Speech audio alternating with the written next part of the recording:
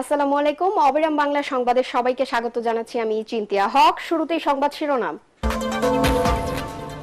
সচিবালয়ে অস্থায়ী প্রবেশ পাস বাতিল, সাংবাদিক প্রবেশেও বিধিনিষেধ। আগুনের কারণ অনুসন্ধানের কাজ শুরু করেছে তদন্ত কমিটি।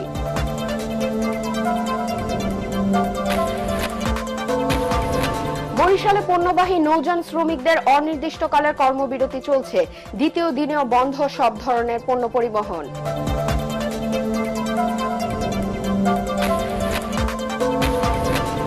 সাভার মহাসড়কে বেড়েছে ডাকাতি ও ছিনতাই।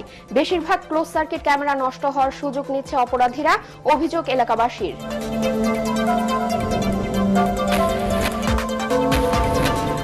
ঝুঁকিপূর্ণ ভবনে চলছে ঝালকাঠি সরকারি উচ্চ বিদ্যালয়ের লেখাপড়া, আতঙ্কিত শিক্ষক শিক্ষার্থী ও অভিভাবকরা।